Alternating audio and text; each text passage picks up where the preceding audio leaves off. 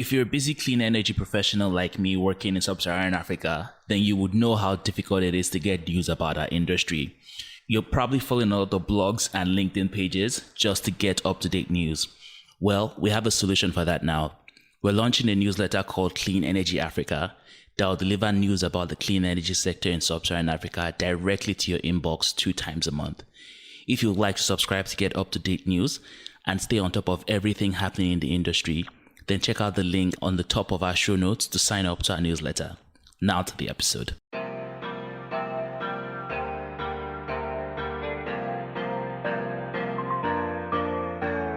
Hello and welcome to the Energy Talk podcast. My name is Olupumi Olajide. On this platform, we tell stories about sub-Saharan Africa's energy transition, focusing first on the policymakers, financiers, and operators that are driving us towards a sustainable energy future. This is the second of a 2-part mini-series covering the African Mini-Grid project. The AMP is a $50 million country-led technical assistance program designed to stimulate the solar battery mini-grid market and to boost electricity access in 21 African countries. The AMP is led by UNDP in partnership with RMI and supported by the Global Environment Facility. You don't have to listen to this series in any particular order, but the link to the first episode will be in the top of the show notes. In the last episode, we focused broadly on the AMP program's overarching mission, focusing on the financing mechanisms that allow them to deploy mini-grids at scale. On this episode, we're focusing on the pilot projects that are being deployed in AMP Nigeria. We're going to hear first from Nasir Ibrahim, who is the former program manager for AMP Nigeria. He's going to first tell us about how he first got into the clean energy sector and then let us know how AMP is preparing for their first pilot deployments. We'll also be hearing from 3 more experts associated with AMP, and I'll be introducing them as their voice comes into the episode. But for now, we hear from Nasir.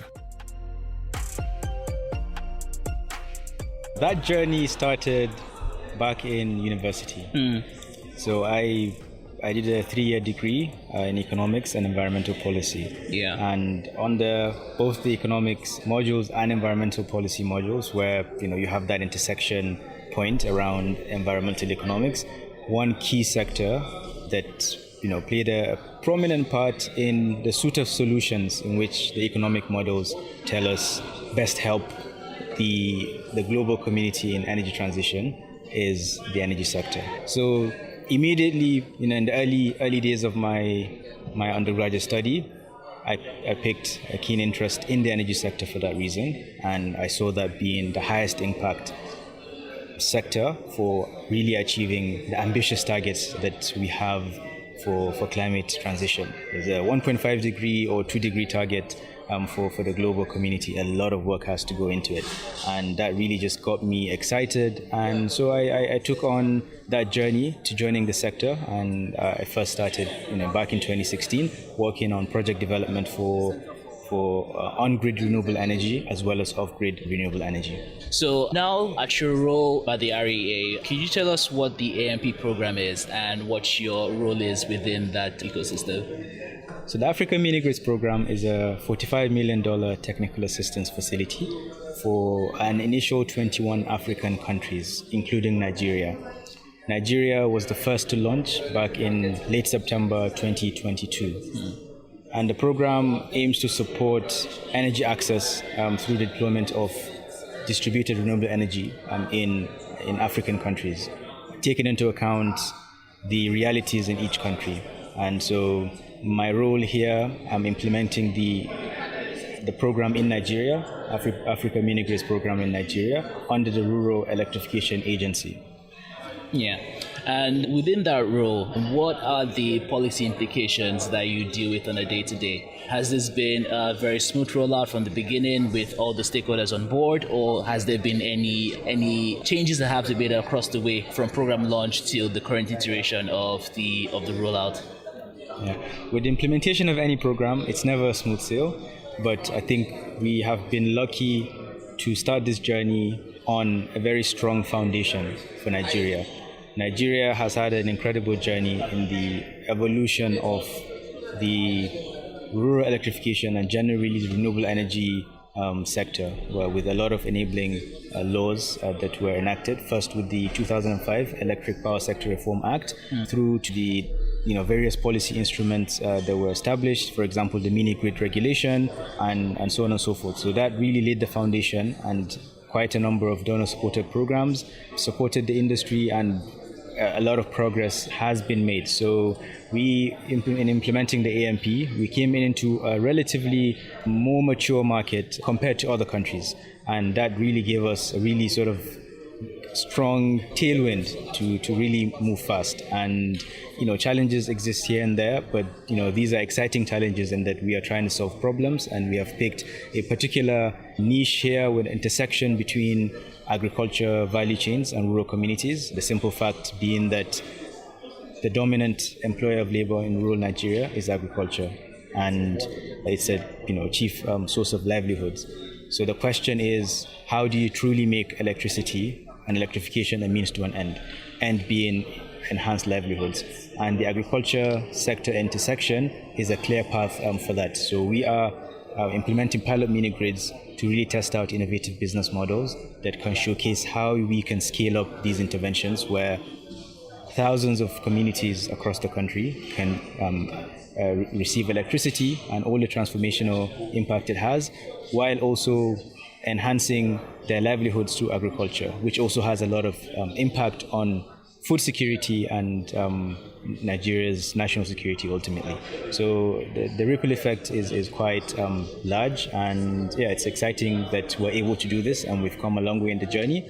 This is a good opportunity to bring in two more experts to expand on the growing demand for mini grids. We'll be hearing first from Suleiman. Suleiman began his career aiming to enter Nigeria's oil and gas industry, studying applied geology with a focus on petroleum geosciences. Over time, he shifted his focus to renewable energy, pursuing further education in the field and becoming passionate about sustainability and climate change solutions. After returning to Nigeria, Suleiman worked in solar PV research and development before joining the Rural Electrification Agency of Nigeria to address the energy access need in rural communities. His work in solar projects and decentralized energy solutions led to his current role as Nigeria Program Director at RMI, where they collaborate with global partners to advance clean energy initiatives. And then after Suleiman, we'll hear from Fauzia.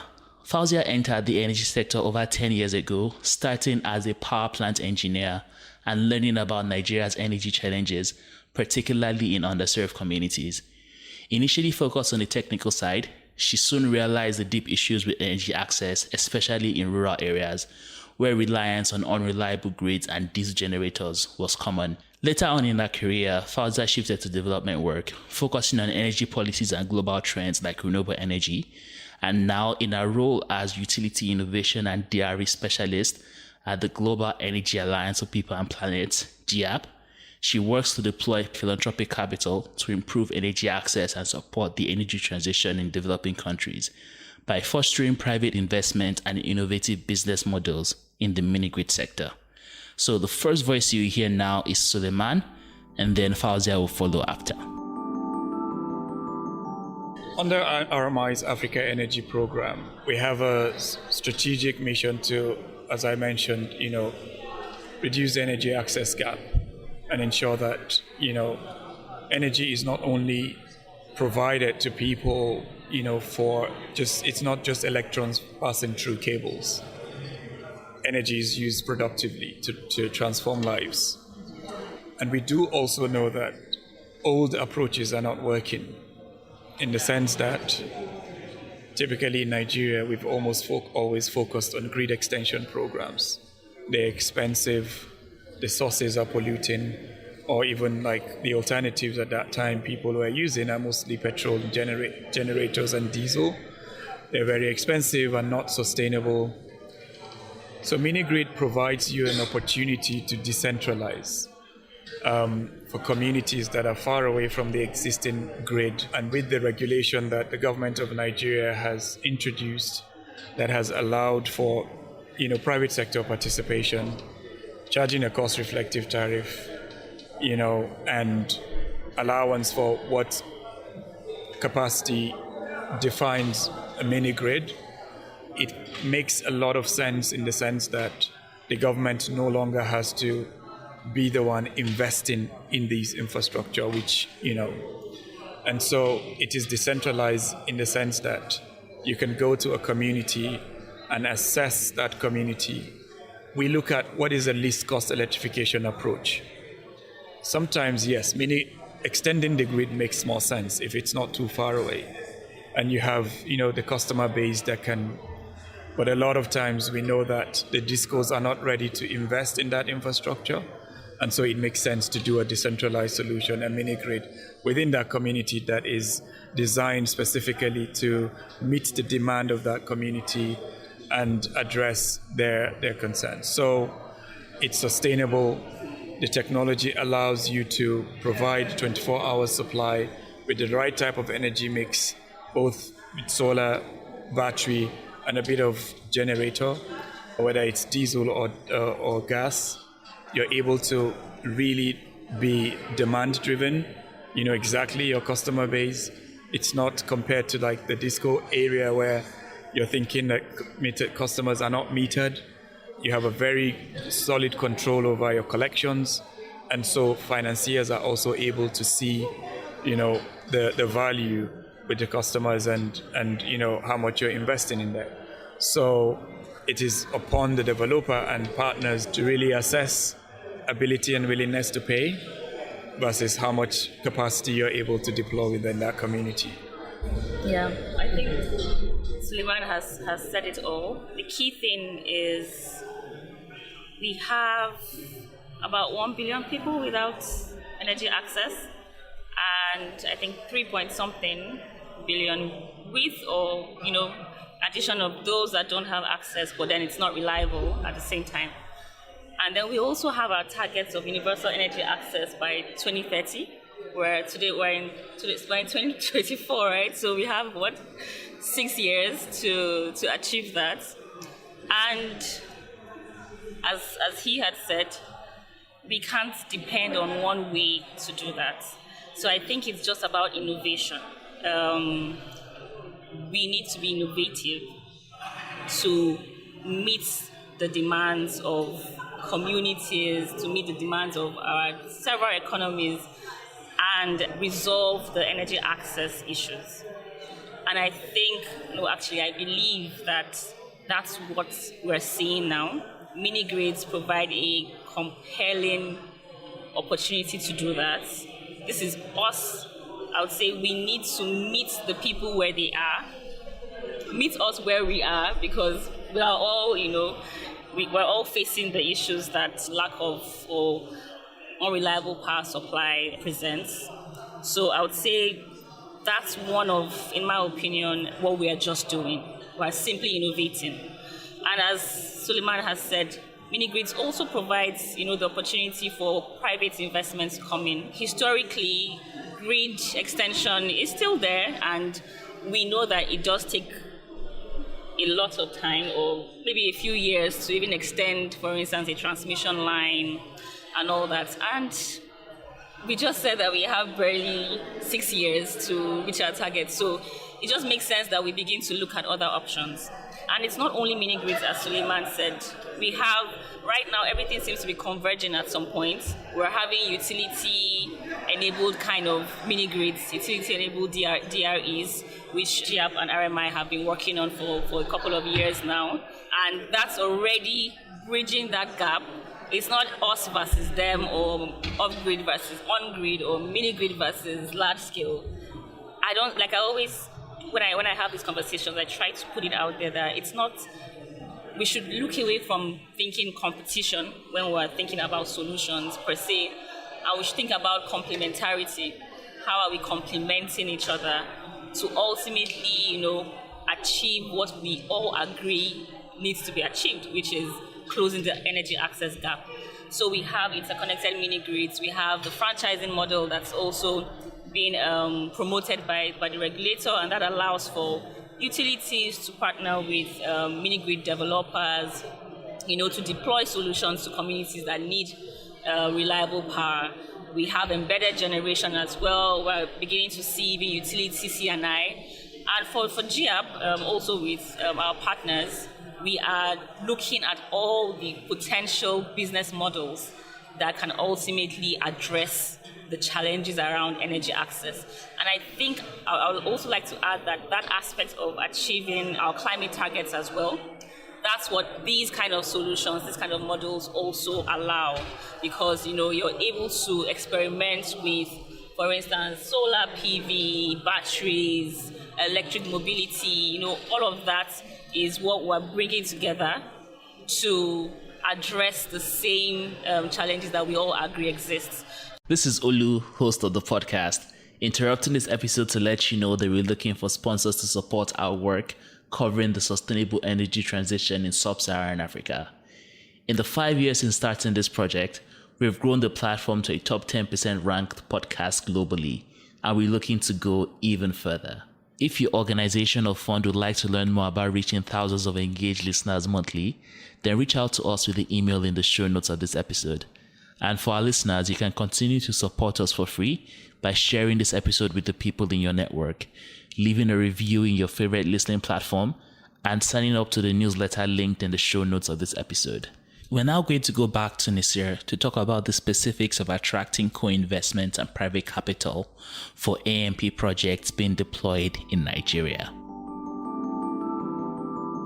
Yeah, and it's very interesting you mentioned the private investors coming into the space, because when we were researching this, the very interesting thing I saw from the AMP website is that it's clearly displayed how much money has been deployed into a country and how much co-financing that has attracted. So from a policy perspective, how do you incentivize these? Because there is the risk when a project is funded by mostly grants or any type of catalytic financing that it becomes reliant on that. But we're not seeing that specifically in the Nigerian market. We're seeing a huge return in co-investment dollars, and I'm guessing most of it must be from other entities. Some of it might be private. So from the policy side, how do you incentivize this outcome and scale it going forward? Yeah, so there are numerous ways in making this happen. I think first, the approach to creating an enabling environment for private sector participation, comes with the assumption that in the early days, you need a lot of subsidies to get the private sector involved, to get started. And through learning by doing, a lot of the risks, get eliminated, or at least to an extent diminished, such that private capital will begin to find its way into the sector a bit more. And as private capital comes in, it begins to crowd out grants and public investment, which is what we want to see. And we're already starting to see this happen. And in that process, one of the interesting things that are happening, especially with the new program that the World Bank is funding, is that we're beginning to unlock other parts of the unserved and underserved communities that we have not been able to. So going beyond communities that are purely off-grid to communities that are also underserved, and pretty much the equivalent of off-grid communities, where some communities are a lot larger and you're able to deploy much larger capital.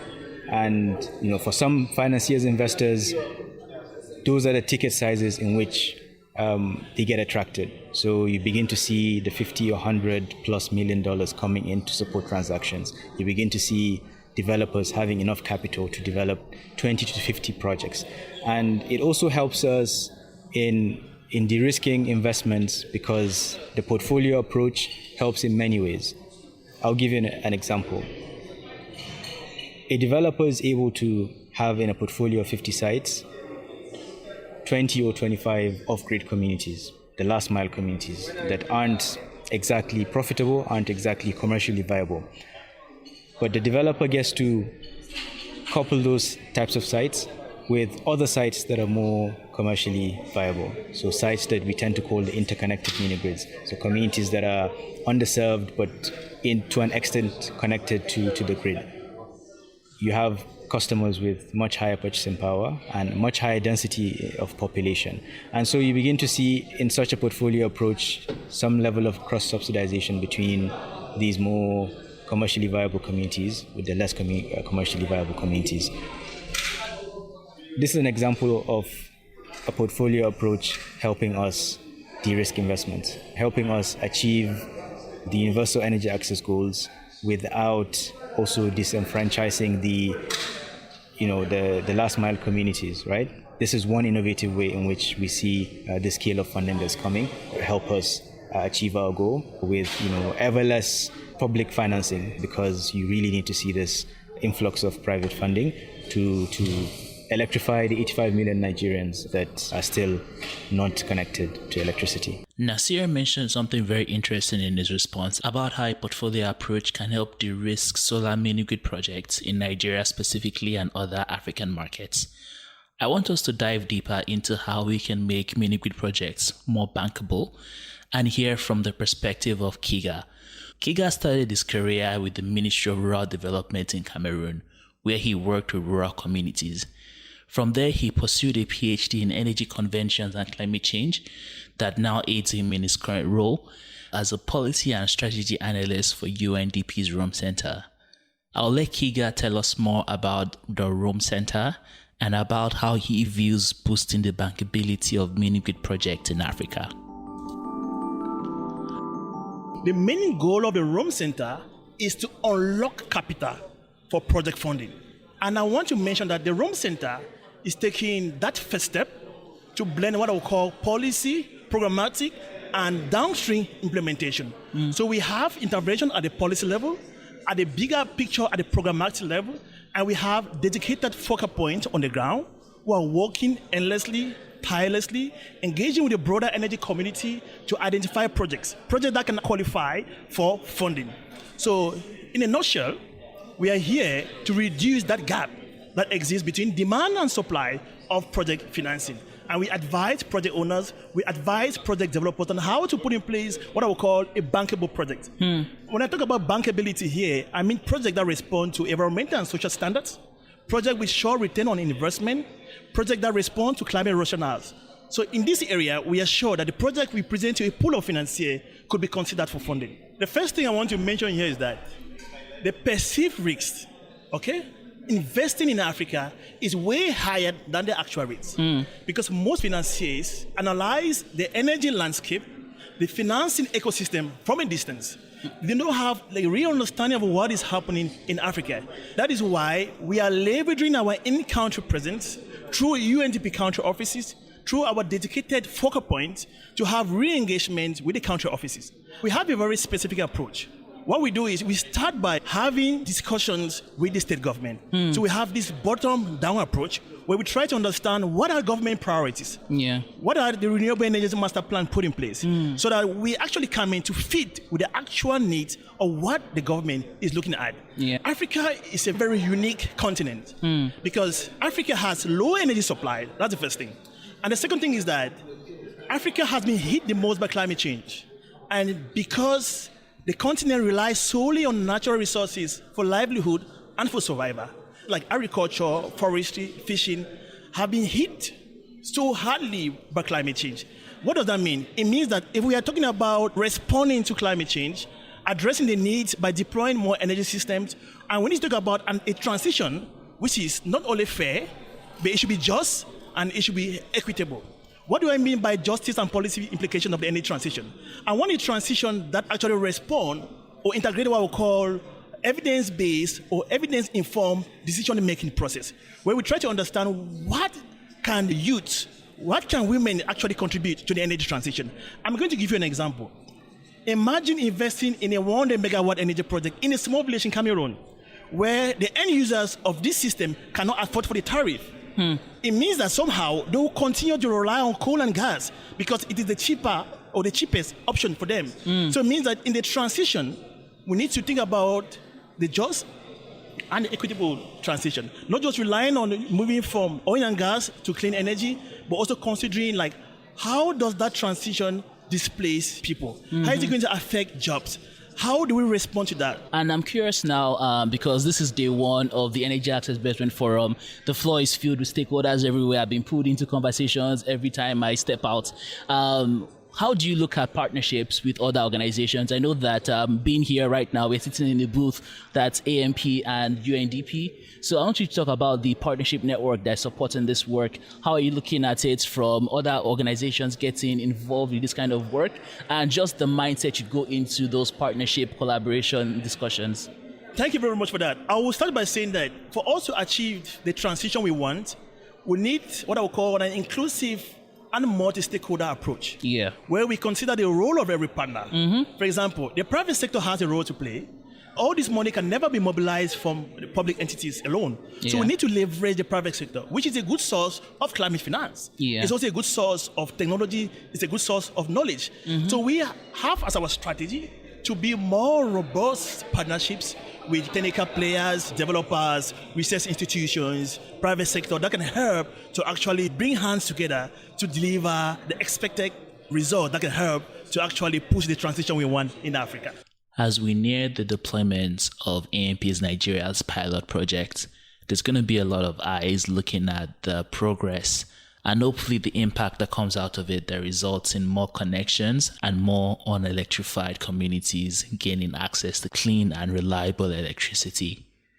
To end off this episode, I'm going to ask our guest to come back to answer the question on how they define failure in the work they're doing. We're getting to the final question now. So I told you this before so you could give it a think. So in the work you're doing, and as you've kind of framed it, and we all know it's really important work, and you're talking to some very key stakeholders, when the government, private sector, and also the financiers that would be putting money alongside with you to actually get the project on the ground. How do you define failure at this stage with the work you're doing? I simply define failure as our inability in a year or two to not be able to directly support 70,000 Nigerians with electricity, with empowerment through productive uses of agriculture, and so many other ways in which electricity impacts livelihoods. So this number, 70,000, give or take a few percentages, is my compass or anchor for what failure means. If at the end of the project we don't touch that many lives, then we haven't done a good job. And for me, that's failure in the work I'm doing today. And this number motivates me every day. That's what drives me to get up every day, regardless of the weather, regardless of what's happening, to just put in my best and 100% every day to get the program moving and to get to the point where this many people are electrified and this many people are enjoying the dividends of the government's enabling environment. And of course, the financier, the GEF, are now supporting and partner the United Nations Development Program. So yeah, that is my simple definition of failure. And I hope that doesn't happen. And I'm confident we will be able to touch that many lives through the program. Okay, that's an interesting question. It's so funny. I just remembered that before I joined, there was a time I was having a conversation with some of my colleagues, and most times people ask, what does success look like, or what will success look like? And then I asked that question. I said, so what will failure look like? And then everybody stopped and I was like, okay, that's interesting. Let's think about it. I just recall that. But and also, interestingly, just 2 hours ago, we were in one of the sessions here at the event, and I was chatting on a group chat with a few I would say colleagues or former colleagues as well, just a group of us in the energy sector, and they were talking about one of the programs that there's been some comments here and there that seem to have failed. And then my opinion is, at least within the ecosystem of where we work and what we do, I haven't seen, I'm slow to say either an intervention has failed or we have failed, because it's a learning curve for us. But the key thing is that there's a lot of piloting happening. Now we're trying to look at how to scale. But the idea of pilots is to learn. The main failure would be not learning the lessons and not applying it to subsequent, for instance, programs, projects, and activities. Now, ultimately, the main failure points would be, like I said, if all the demonstration work, all the work that has been done, we don't learn from it to get better, then that's what I would say we have failed at.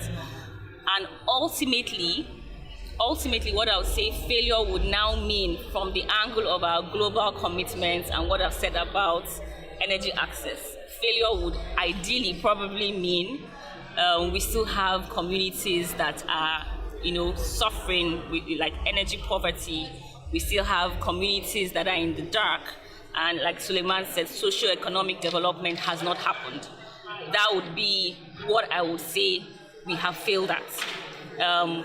But ultimately, I really strongly believe that as long as we learn from our pilots and the activities that have been done, and we share our learnings across, the sector, across the value chain, then indeed we would be working towards success. But if we don't do that, then we're heading towards, I would say failure.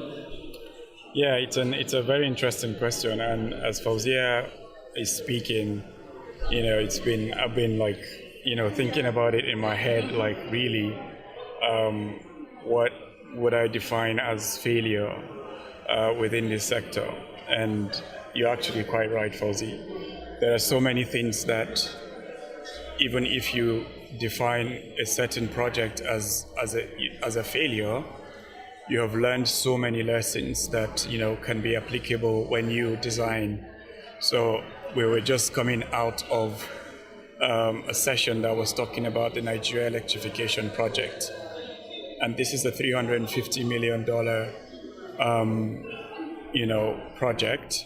And someone in the audience was saying, if I look at the amount of money that has been invested versus the number of mini grids and the number of solar home systems that have been deployed, or connections in general, it is not commensurate to the amount of funding that has been invested. And at the end of the day, this is federal government of Nigeria collecting a loan from the World Bank, which we would end up paying, or our children will end up paying back over time. And the response was, we may not necessarily see it in that way. And if you look at it purely from the lens of number of connections, yeah, you can argue that probably the project hasn't gotten to that level of success. But some of the things that Fauzia mentioned, we've learned so many lessons, in a way that has influenced how we're designing the next set of projects, like the DES, for example, to reduce the the timeline it takes to deliver projects, the quality of projects, the monitoring and evaluation, the operations and maintenance, and the quality and the capacity of the developers to deliver, and what things that we are actually getting involved in for the next project. So you can see that, there's no, unless if we deliberately want to fail, there isn't a lot to actually point out and say this is a complete failure. But, someone who defined insanity is when you continue to apply the same sort of methods and expect a different result. So failure would be like, we've learned all of these lessons, or we have seen these lessons, and we're not learning, and it's not influencing how we're designing or changing our approach. Mm-hmm. That would be a huge loss for all of the work that we have done. It would be that we have learned lessons and we're not correcting ourselves based on what we have learned. We're working in silos, not collaborating to really collectively address issues. And when we look at how the livelihoods of people have been improved, we can see that we're not making significant difference. Nigeria, and I will end with this, will become the second or the third largest population in the world by, I think, 2050. How are we, working towards addressing that population growth and all of the environmental, issues that we have to deal with that comes with population growth, and the demand that comes with, energy access, and, how we are developing our infrastructure to meet those demands. Failure for me would be by 2050, we're still talking about millions of people, or even have increased the number of people without energy access. So I really think, we need to think about how we're collectively addressing this issue. Thank you so much for listening to this episode. It's been a pleasure producing this series and working with all the different people and stakeholders that were involved. Across this series, we've covered about 7 different organizations with 8 different guests. And I want to say a big thank you to everybody. And I want to say specifically thank you to Sasha from UNDP and Benson from RMI, who have helped greatly to put this episode together. And a big thank you to Maxine from the Africa Mini-Grid program, as well as on my team, Chigoze Uba, who produced these 2 episodes, Sharon Boma, who helped with the production as well, and our colleagues at Africa Business Radio, who worked on the edits. Thank you all for listening, and I hope you all have a great rest of your week. Bye, and see you on the next episode.